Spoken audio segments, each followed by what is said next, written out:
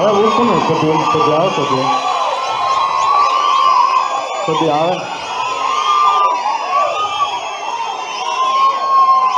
ఈరోజు గద్వాల నియోజకవర్గం నుండి పెద్ద ఎత్తున కాంగ్రెస్ పార్టీ నుంచి బీజేపీ పార్టీ నుంచి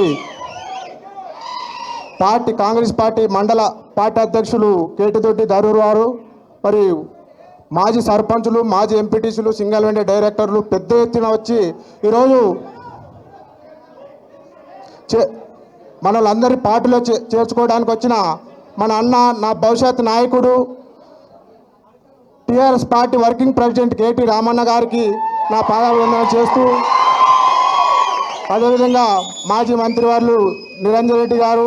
శ్రీనివాస్ గౌడ్ గారు, ప్రశాంత్ రెడ్డి గారు, మరియు మన నడిగడ్డ వాసి ఆర్ఎస్ ప్రవీణ్ కుమార్ సారు, మన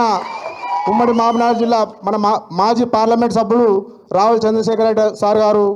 ఇక్కడ వచ్చిన పెద్దలు, స్టేజ్ మీద అందరూ కూడా నమస్కారాలు తెలుపుతూ, ఇక్కడ కింద ఉన్న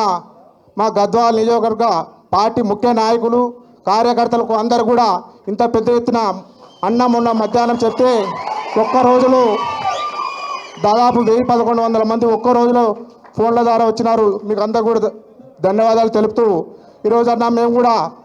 ఎప్పుడు కూడా పార్టీ అధికారంలో ఉన్నప్పుడు 2011లో పెద్ద ఆయన కేసీఆర్ సమక్షంలో గద్వాల్ తేరు మైదానంలో అప్పుడు నిరంజన్ రెడ్డి సార్ గారు ఉండే, అప్పుడు పార్టీలు చేరినామంటే ఇంతవరకు కూడా అదే పార్టీలో కొనసాగుతూ ఇప్పుడు కూడా అధికార పక్షంలోకి 3 సార్లు బీఫామ్ ఇచ్చిన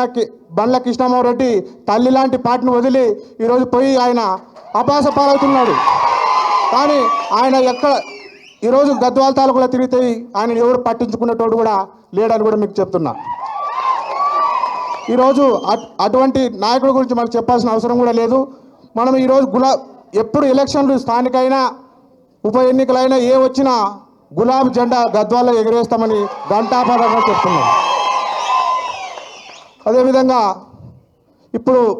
పార్టీలు చేరుతున్న అందరూ కూడా 2018లో కష్టపడి బీఆర్ఎస్ పార్టీ కష్టపడి కాంగ్రెస్లో పోయిన వాళ్ళు ఈరోజు అందరూ కూడా మళ్ళీ మనమంతా కలిసి ఒక జట్టుగా ఆ రోజు కృష్ణమోహన్ రెడ్డిని 2018లో ఎంత భారీ మెజార్టీతో గెలిపించినాం, కానీ ఆయన మనకు నమ్మకం పెట్టలేదు కాబట్టి అని అందరూ కూడా ఈరోజు పార్టీలోకి తిరిగి వస్తున్నందుకు వారికి ధన్యవాదాలు తెలుపుతూ, ఈరోజు అన్నగారు మీకు మాట్లాడేందుకు కోసం థ్యాంక్ యూ అన్న.